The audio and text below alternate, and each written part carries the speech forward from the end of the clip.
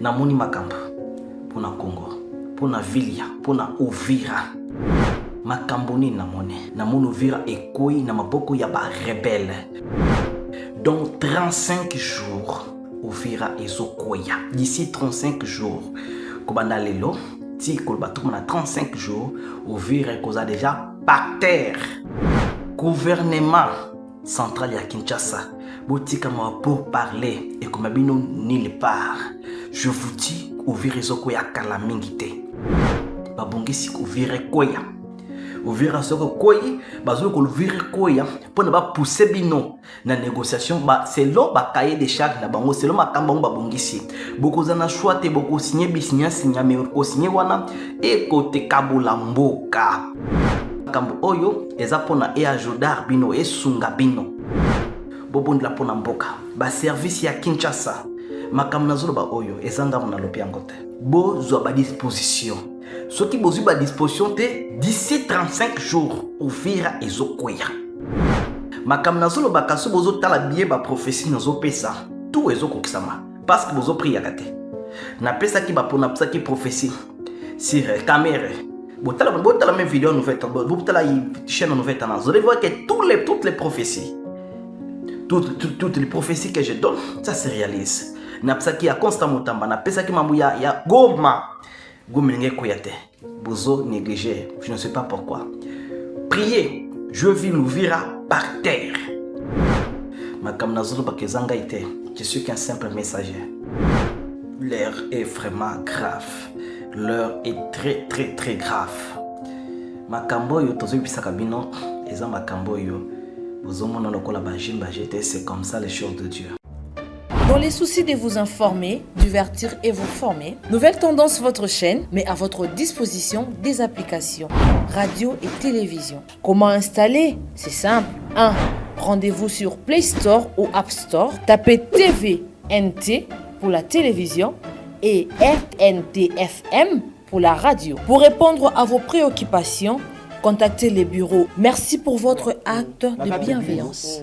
C'est compliqué, en fait, Abraham... Merci, Banakin, Bana monde entier. Maxi bien-être. Sougala café, logo,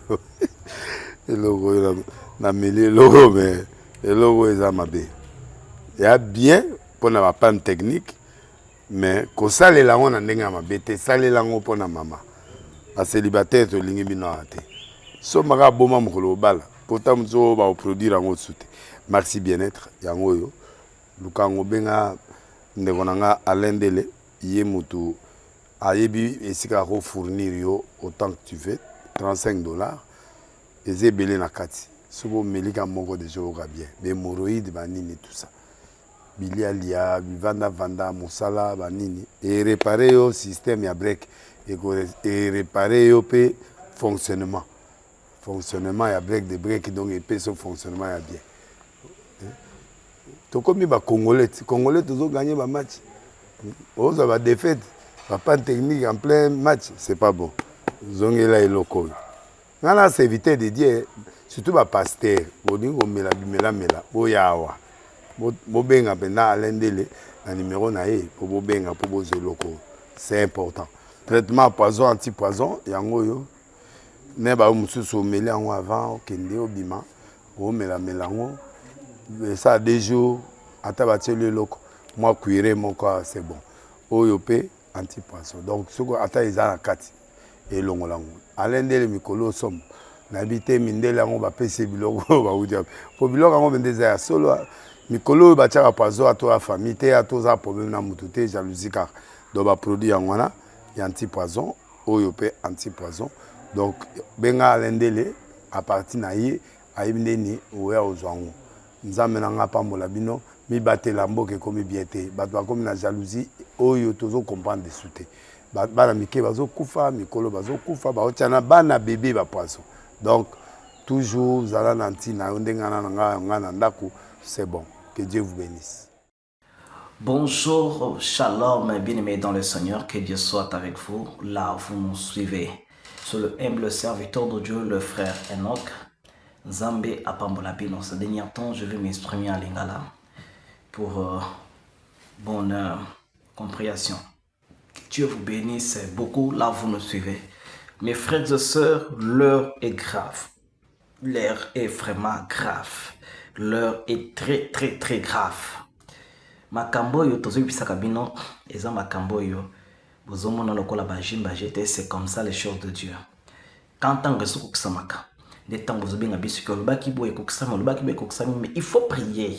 Il est écrit ne méprisez pas la prophétie, mais priez. Ne méprisez pas la prophétie, mais examinez-les. C'est ça que dit la Bible. Examinez, c'est-à-dire prier. Mais vous ne priez pas. Que Dieu soit avec vous. L'heure est grave. Bandeko, ba intercesseur. Na yupu mtu intercesseur. Na commission intercesseur na kombo na kolo Yesu. Osambela pona Congo. Na moni makambo pona Congo. Na moni makambo pona Congo. Ya mona zolo ba yango pete kota na kati ya partage. Makamoni na moni pona Congo. Avana banda yango no osambela. Kolo Yesu natiki moma ona mboko na yo. Banda biso kola alpha. Posa biso kola omega. Miracle na Yesu pire na kati na vie na biso pe na kati via moto nyonso to kola na vidéo yo. À partir de vidéo yo kolo makambo efungama. Je suis qu'un simple instrument que tu as utilisé pour na partager message na yo. Kolo miracle supéré na vie ya moko na moko na problème après boko aussi sa vidéo amana le boko na communication. Amen. Que Dieu vous bénisse beaucoup. Oko partager vidéo à 3 ou 4 personnes et kozala mala makasi. Nzamba pambola bino bisika bozai. L'heure est grave. L'heure est vraiment grave. Makambu nini na moni. Bandeko na ngai. Makambu na zolo bakezanga ite. Je suis qu'un simple messager. Quel que soit mon âge, quelle que soit ma tribu, quelle que soit ma nationalité, je suis qu'un simple messager qui vient me transmettre les choses que je vis. Bandeko, l'heure est grave. Makambu nini na moni. Premièrement, pour na Vilia, pour na Uvira. Vilia Uvira. Bandeko na ngai. Au moment où je tente de prier, j'ai vu on m'a écrit 35. On m'a écrit 35. 35 jours. Et tant on a notre mec qui kosambela pour nous battre 35 jours ngoza ya nini. Balaksinga Vilia Uvira. Bandeko. Na moni Uvira ekoi na maboko ya ba rebelle. Na moni Uvira ekoi na maboko ya ba rebelle. Donc 35 jours. Uvira ezokoya. D'ici 35 jours, Kobanda lelo, si Kolbatou a 35 jours, Uvira ekoza déjà par terre. Gouvernement central ya Kinshasa, botika ma pour parler et comme bino nulle part. Je vous dis, Uvira ezokoya kala mingite. Babongisi Uvira koya. Uvira soko koyi bazo ko Uvira koya pour ne pas pousser bino na négociation ba selon ba cahier de charges na bango selon makamba ba bongisi boko za na choix te boko signer bisinya signer mais ko signer wana e kote kabula mboka bande ko nangai ne bisi makambo oyo eza pona e ajodar bino e sunga bino bobondi la pona mboka ba service ya Kinshasa makambo nazolo ba oyo ezanga mona lopi angote ezanga mona moni angote bo prier pe bo zo ba disposition. Ce qui bozu ba disposition te d'ici 35 jours Uvira ezokoya. Makam nazolo bakaso bozo tala biye ba prophétie nazo pesa. Tout ezokokisama parce que bozo priya kate. Na pesa ki ba pona pesa ki prophétie. Sur caméra. Botala même vidéo nouvelle, botala chaîne nouvelle tendance. Vous allez voir que toutes les prophéties toutes les prophéties que je donne, ça se réalise. Na pesa ki ya constant mutamba na pesa ki mambu ya goma ngeke koyate bozo négligé, je ne sais pas pourquoi. Priez, je vis l'Uvira par terre. Aussi, je vais parler de cet homme qui de cet homme acteur politique à Congo, Vital Kamerhe. Vital Kamerhe zoa ba disposition parce que ce qu'on sambela ka sambela bien na monio na prison. Na monio na prison. Aujourd'hui c'est le 18, le 19 septembre, le 20 septembre. Aujourd'hui c'est le 20 septembre. Vital Kamerhe na monio na prison. Nebite pona nini? Nga nebika ke nde tozomona bazo desuer yo. Mais okomi na prison de nga nazomi tout na question. Na monio na prison, zoa ba disposition. Ndeko nangai zoa disposition. Soko bonde la ka bonde la pono condamner yango, konégligé yango te na monio na prison. Que Dieu soit avec vous, mes frères et sœurs. Ce que je vis, c'est ça. Il est écrit au livre de Luc, chapitre 22, verset 31. Nzamba azobisa Simon. Simon, quand tu dormais, le diable te réclamait pour te cribler comme des froment. Bandeko. Et ça n'est belé na kat na binoa. Tango lalaka. Bayaka ko réclamer yo. Pour na ba fina yo. Yango zomona makambu na yo ezo simbate. Makambu ezo simbate. Babiloko tout ozo sala ezo marchete. Pourquoi? Parce que bayaka ko réclamer na butu. Landanga malam. Obi pona bayaka ko réclamer yo. Biso de to saboye. Mutu abota maka na mukili. Na ligne à 2 personnes. Papa na maman. Maintenant, si le plan spirituel, mutu abota na ligne spirituelle, il y a 2 toujours. Monde à mukili yo, nanzela papa na maman. Na monde spirituel. Na monde spirituel.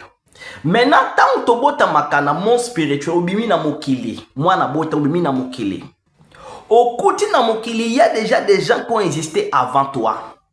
Ba papa ba koko ba existé avant yo, ba koko ba existé avant yo. Babi kila basala. Ba hotel basala ki yo ebi yango te me ba imposer yango na ligne na ba imposer na ligne na bino nyoso tout. Je ne sais pas si on se comprend très bien. C'est-à-dire yo botami na yo, botami na famille moko. Au côté bango balakana ba hôtel déjà ya ancestral, les hôtels qui les réclament déjà. Yango nazo bisa bisiko zula nangai. Au koki kokende liboso te sans pour autant ko détruire hôtel ya famille na yo. Bandeko, j'étais victime de ça, je suis victime de ça. J'étais victime des hôtels. Les hôtels soko de toi ngo le lote ko bloquer yo. Hôtel soko de toi le lote et blokaka mutu étoile na yi. Étoile c'est quoi? Pona yo zo musala ya bien. Pona yo zo mobali ya bien. Pona yo kende liboso. Pona yo mukande ou melate bima. Il faut étoile na yeza les ongenga. Maintenant dans le monde spirituel, s'il y a des hôtels qui te réclament, la première des choses est quoi éteindre étoile na yo. Je vous ai dit les hôtels, tokuta kayango na kata ba famille. Ndeni n'est écrit au livre de Juge chapitre 6, verset 24 à 25. Je donne même les versets bibliques. Vous allez voir que Gédéon a mené vie na yenyo surtout. Na kobaluke sika moko. Bandeko. Ozawa no sali na sali 2 ans, na sali 3 ans, na sali 4 ans, na sali 5 ans, na sali 10 ans, na sali 15, na sali 20 ans. Mais nini ozana yango? Ozana iloko te. Nazo chola yote nazana pona wasunga ya. Nako cholote. Kaza munganga. Naze pona wasunga mutu maladi. Oumeli. Mais eloko ozana ngo ezate. Tala baninga no basali bambula moko na yo. Okomona bango vie ezokende bien. Mais yo ozuba lukesika moko pourquoi? Parce qu'il y a une hôtel o ezali. Hôtel bisika ezali eloko liboso batakaka étoile na butu. Yango zomona soki étoile na yo eza étouffé. Soki ba fini étoile na yo, vous allez comprendre que tout okosala ekosimba te parce que ton étoile c'est ta vie. N'ébite ce que vous comprendre. Étoile na yo, nde vie na yo, nde santé na yo, nde mbongo na yo. Étoile nde nyoso tout ya yo. C'est pour ça que même ba mage dans le livre Luc chapitre 2 ou 3. Ba mage, ba zobisa Hérode que nous avons vu les ton étoile, babi ba mon étoile ani ya Yesu. Ba mage babi te ke ba mona ki nini, ba mona ki lumière. Ba mage babi te ba mona ni babi to nous avons vu son étoile. Si ton étoile n'apparaît pas, si ton étoile n'apparaît pas dans le monde, on okosala tout pour ne réussir et kosimate. On a étouffé ton étoile. On a étouffé ton étoile à travers les réclamations de la famille. Parce que pour réussir dans ce monde, il est écrit au livre de Actes chapitre 2, Actes chapitre 16, verset 31. Il est écrit, crois au Seigneur Jésus-Christ, tu seras fait toi et toute ta famille. Dans le monde spirituel, la réussite d'une personne dépend aussi de la famille azaleli. Bandeko, tolobana mnokonin. Vous devrez détruire les étoiles de votre famille. Vous devrez détruire les étoiles, il y a célibat. Pour Noyoba, il faut détruire hôtel, il y a célibat. Vous devrez détruire hôtel, il y a maladie. Vous devrez détruire les hôtels, il y a divorce. Vous devrez détruire les hôtels, il y a kindumba. Vous devrez détruire les hôtels, il y a pauvreté. Vous devrez détruire les hôtels, il y a songi, il y a lukuta. Même si tu es un homme de Dieu, même si tu es servant de Dieu, si tu ne prends pas charge à détruire hôtel, surtout à kindumba, et qu'on bloque yo. Ato bonda kandio bando koya kaka. Mwana nzamba koya pampate. Yo bando koya. Pona nite hôtel wana ezo benda yo. Bazino ba tout fait toi na yo, abandi ko fina yo ando réclamer yo. Ce que on détruit hôtel, il y a pauvreté, vous allez comprendre que ko sala boye au kiti. Ozala no mais on mataka après au chuter. On mataka après au chuter. On mataka après au chuter pourquoi? Parce qu'il y a des hôtels qui vous réclament. Il y a des hôtels qui bloquent ta vie. Vous allez faire 20 ans, 10 ans, 15 ans, 30 ans sans évoluer. L'hôtel. Ces hôtels-là qui te font reculer. Les hôtels finaka étoile ya mutu. Vous allez comprendre que mutu azubisika tout azomekezo simbate. Mikando baninga bazo na facilité iye comme il y a problème. Dans la situation mikanda na yo. Baninga bazo zoyango na facilité. Mais yo comme il y a problème. Dans la situation ya mbongo, oza wana ozo salaboy. Pourquoi? Parce qu'il y a des hôtels qui te réclament. Yango moni Yesu Christo. Abissé Simon. Aujourd'hui, les diables sont venus te réclamer. Mais je prie pour toi. Vous allez voir que okuta ina mo mobali malamu. Mobali mutu malamu. Okuta na ye andimi abala yo. Andi bozane relation malamu, mais après a changé face. Pourquoi? Parce que les hôtels de votre famille, les hôtels que toi tu as, oyo nejaka ko katro détruire yango et que ko baby c'est leur réputation pas na ye. Yango moloto mabe, yango lourdeur et koti, mais bozala ki boete. C'est pourquoi il faut détruire les hôtels. Les hôtels écoutent à ténèbres dans ta vie à moto. Vous allez comprendre que tout ozo sa les osimbate. Ozo sambe loko ozo sambe late. Ozo lukanzambe loko ozo lukanzambe te. Ozo sala bofan loko sala bofan te ponani. Molili ekoti en travers l'hôtel. L'hôtel c'est bien, c'est une lignée bien organisée. Et ça a gardé d'hôtel, hôtel les ont réclamé, bah gardé na ba soda et hôtel bah vous appliqué bah réclamation na yango. C'est pourquoi vous allez constater que d'autres personnes, akolota ba policier bah zolande na butu, akolota ba soda ba kangiye, akolota za bloqué na barrière mokoboye, barrière où les a ba limite ya hôtel au ba chela yo. Ce qui limite ba chela comme il y a d'autres personnes, que ceux qui a commis na âge à 30 ans, il faut maladie banda. Âge à 40, il faut maladie banda. Cela signifie qu'ils ont des limites à hôtel. Chaque hôtel a ses limites. Hôtel, monsieur Koti, que la yo tant au bas là, mais est bloqué ma bota. Hôtel, monsieur Koti, que la yo au bota, mais bloqué l'ibala.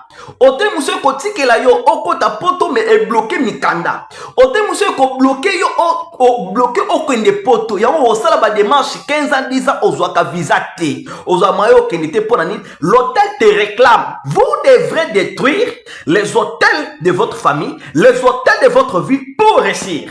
Sans laquelle on peut réussir. Et il y a des hôtels de maladies. Vous allez, pourquoi, comment tu peux savoir que hôtel oyo, malade nazobela oyo, eza malade normal, mais eza malade ben imposé lenga yango na hôtel. L'hôtel impose à malade na katanzo to moto. On comprend que malade na yo, o melaka bakisi ba compromis ba tonga bani mais zéro. Okobi kate papa. Mon cher, mon frère, maman, okobi kate. Vous prenez okobi kate parce que ozo bundiselo ko na nzoto mi yango eza na molimo. Soko ozo bundiselo ko na nzoto yango eza na molimo, résultat ekozala te. Yango ozo mona batebele asali 5 ans na ba bakisi ba tension. Asali 6 ans na bakisi ya diabète. Asali c'est amelaka bakisi mais lobiko ezate. Parce que eza ko ozo bundiselo ko likolo, mais loko eza na se. Eza ko ozo bundiselo ko na se, mais eza likolo. Osa la sens inverse. Malade ya molimo elongwaka na molimo. Au moins na mosusu abenganga ina ti Mama Thérèse abenganga ina Suisse. Ayebisenga papa, malade ya makonango na mo lokola ba mingi na bebisi ngezande âge na tunyo na 80 ans habité. Na bi na Congo, ezana près ensemble babengaka Mbosso, azalaka près ensemble comme vice. Babengaka Mbosso, azana 87 ans, mais azan bonne santé. Kagame azana combien? 60 quelques, mais azan bonne santé. Yo zana mwana moke. Webinen, osana mwana moke. Mais za malade ozobela, imposer le ya ko imposer. Alors, tu ressembles à Nzambe. Nzambe akolungula malade oyo. Makolo ekozonga normal papa. Ba minga babe makolo ezadi ya âge na ngabi kete âge na ozana mwana moke. Ozana même matin à 70 ans te. Ata 80 ozana ngoti, ça dit tu as droit à être guéri. C'est pourquoi il est écrit au livre des Psaumes 103 verset 3. Il est écrit c'est l'Éternel Dieu qui guérit tout type de maladies. Vous lisez ou vous ne lisez pas. Dieu guérit tout type de maladies. Sans l'exception. Maladie ozobela wana yebake, exa guérissable na prière, na bakisité. Arrête de te faire dépenser l'argent inutilement. Maladie ozobela, ekolongwa, na prière. Eza malade imposée par les hôtels qui te réclament. Parce que l'hôtel réclame. L'hôtel, si vous avez l'hôtel, il y a pauvreté. Ato ke liboso kosuka. Bouf. Ato bali, soit l'hôtel ya kindumba et ko bloqué. Yango mama, ko boya mobile no pona kindumba te. Ezande hôtel ya kindumba ne zo bloqué, ezo benda ye. Il faut tout ça la pona yo. Couple na yo. Hôtel ya kindumba soke ezali ekocha confusion mais moi si maria komi ndumba, oh maria komi ndumba, confusion. Bana ba komi na kindumba, balingi libala te. Pourquoi hôtel ya kindumba ezana kata famille mama? Hôtel ya kindumba ezana kata famille papa. Hôtel ya kindumba ezana kata famille ma sœur. Et comme cet hôtel ezana kata famille, et bando ko benda bino. Et local bosso hôtel kolongola, vie de prière. Et là, vous allez comprendre que vie de prière est comme ma faillite.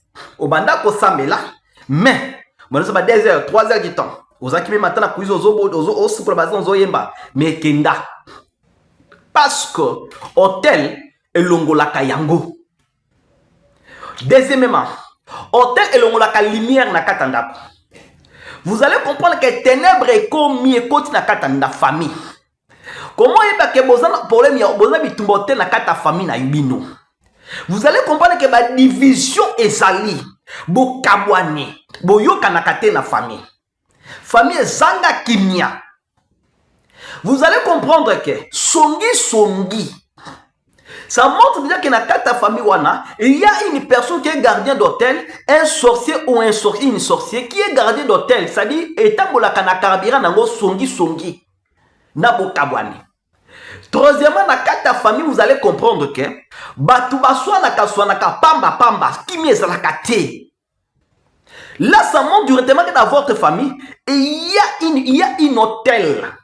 Même ici, une famille qui prie beaucoup, mais cet hôtel va tous vous réclamer.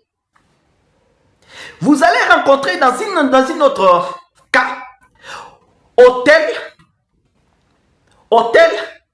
ya songi. Au moins na batu balaka songi.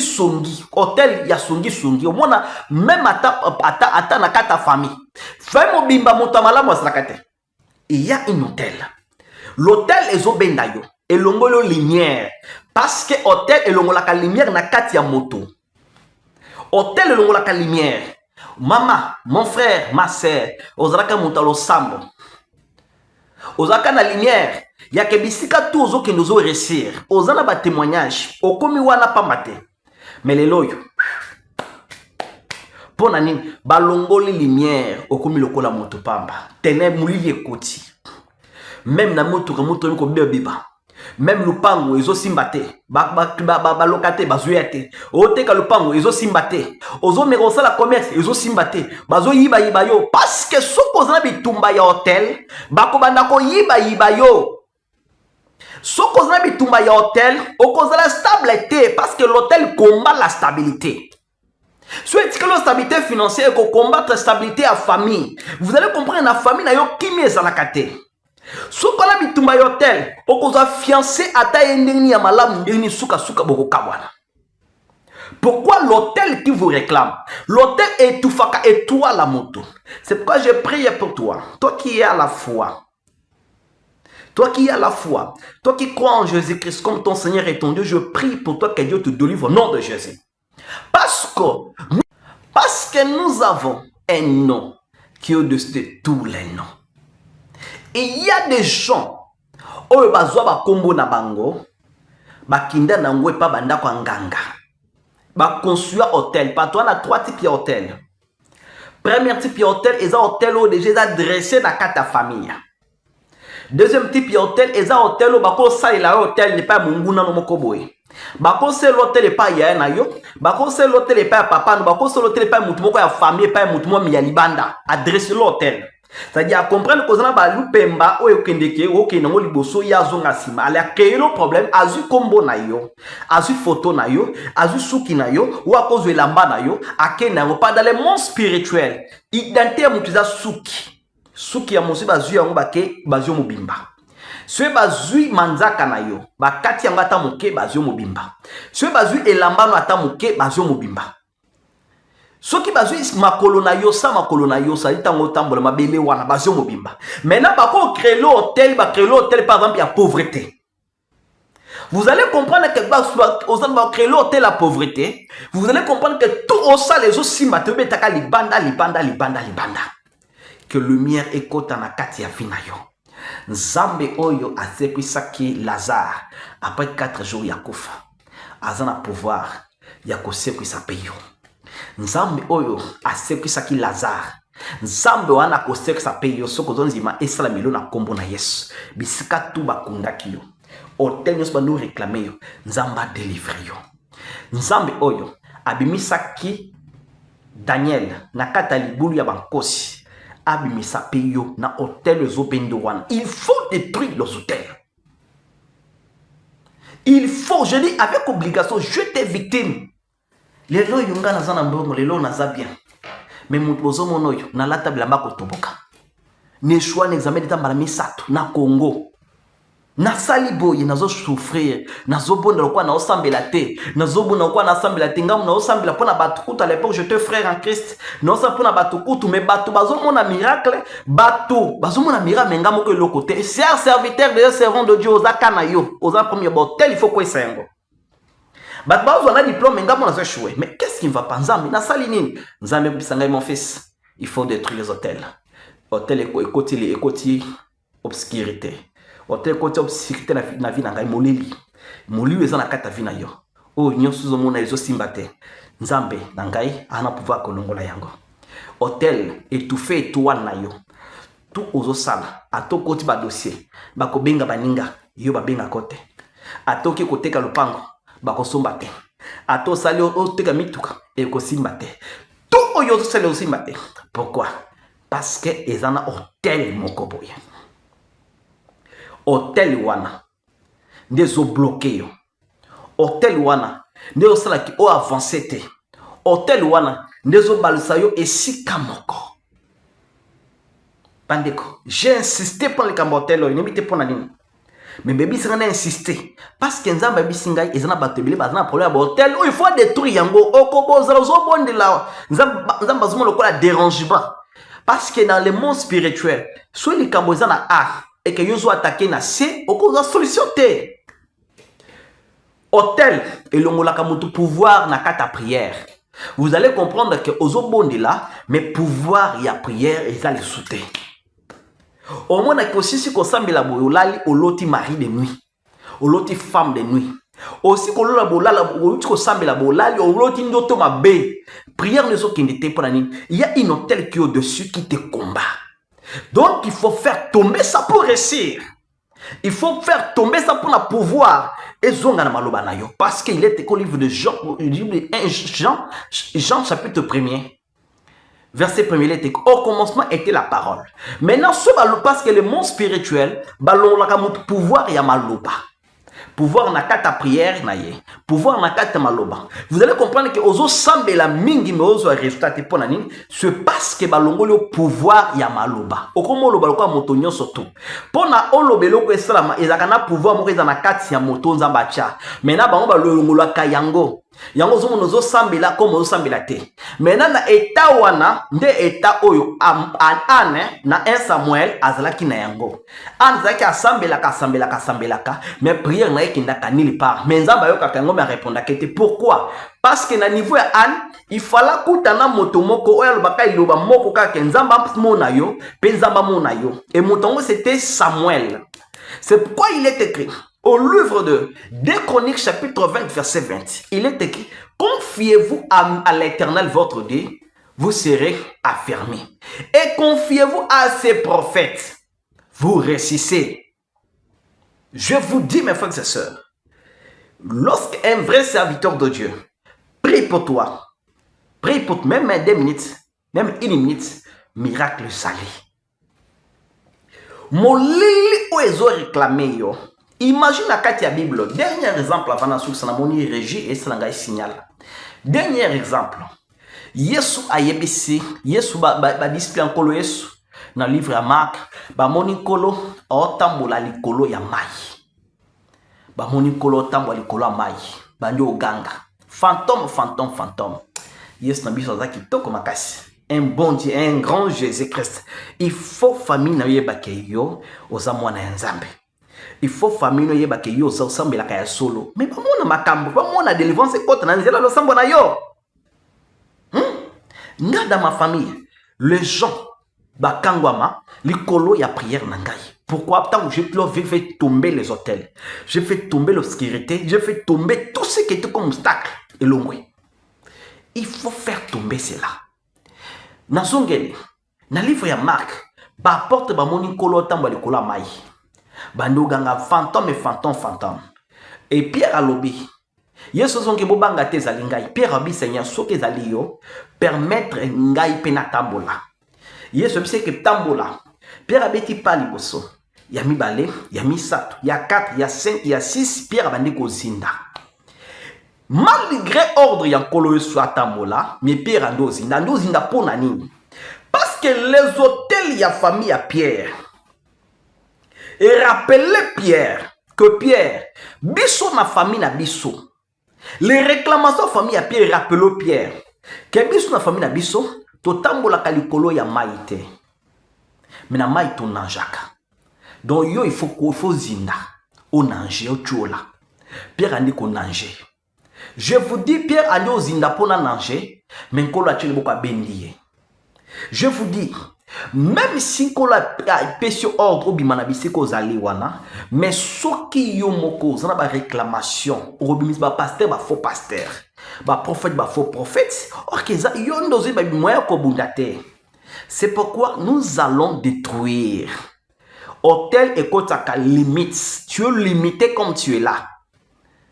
Oza limité ozo baloke sika moko, oko kokende musika te. Parce que l'hôtel est côté limite na kata vina yo. L'hôtel est côté à freinage. Dès que nous avons freiné, nous avons avancé pour l'hôtel est côté freinage na kata vina yo. Dès que nous avons vie est aussi maté.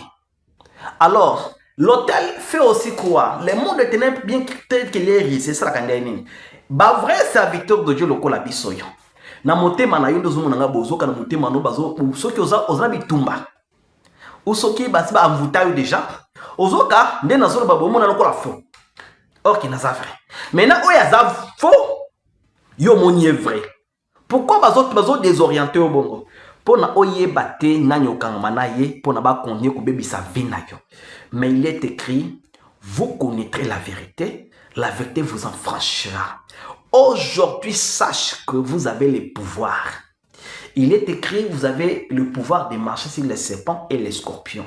Les serpents, c'est les démons, les diables. Les scorpions, c'est les sorciers et les démons. Nous allons prier pour vous. Nous allons prier ensemble. Parce que la prière collective, il y a ban ensemble et ça a efficacité makasi. Il y a yomoko et ça limité. Il y a un moment de Bible biété, prier pour les uns et les autres. Yango moni Bible obiete que les forts soutiennent le faible. Yango moni Bible obi que les forts soutiennent le faible. Yango moni Bible obi souhaité, je parle de la Bible. Yango moni Bible obi souhaité, la prière fervente de juste a une plus forte efficacité. La prière fervente de juste, ils ont une efficacité macasse. Nous allons prier, nous allons nous réunir avec vous.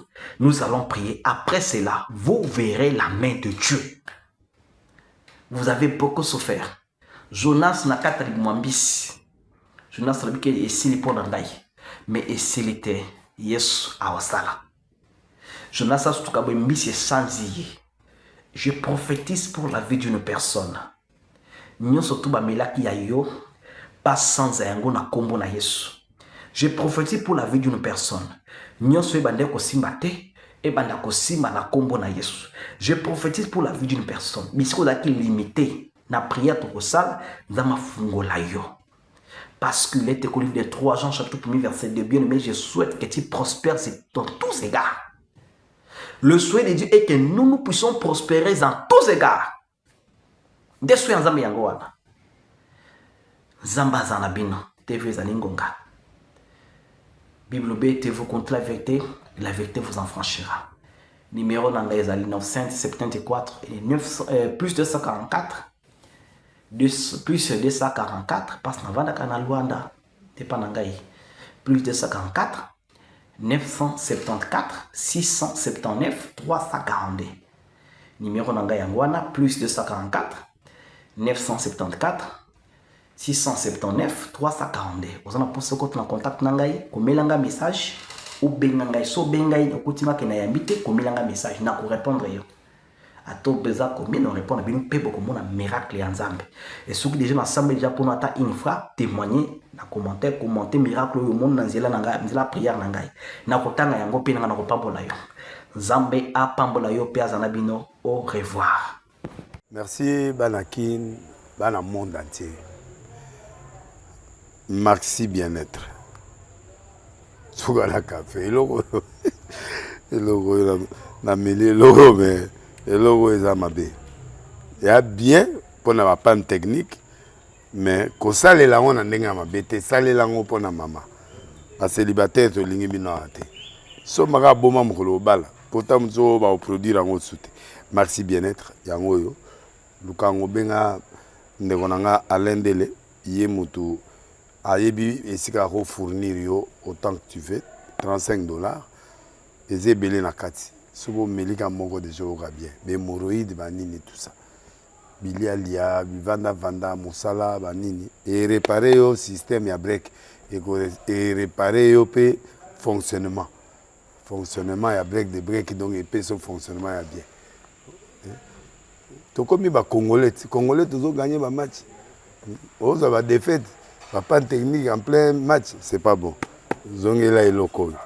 Nana c'est éviter de dire surtout ba pasteur, bodingo mela boyawa. Bobenga pena alendele na numéro na ye pour bobenga pour bozo loco. C'est important. Traitement poison anti-poison yango yo. Ne ba mususu mela ngo avant okende obima. O mela ngo. Ça des jours atabati le loco. Moi cuire mon corps c'est bon. Oyope anti-poison. Donc ce ko ata izana kati et longolango. Alendele mikolo somme.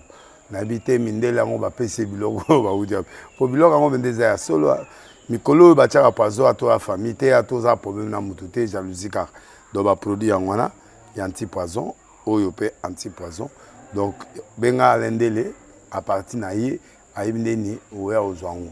Nzambe nanga pambola bino mi batela mboke komi biete bato ba komi na jalousie oyo tozo comprendre de souté bana mike bazo kufa mikolo bazo kufa ba otiana bana bébé ba poisson.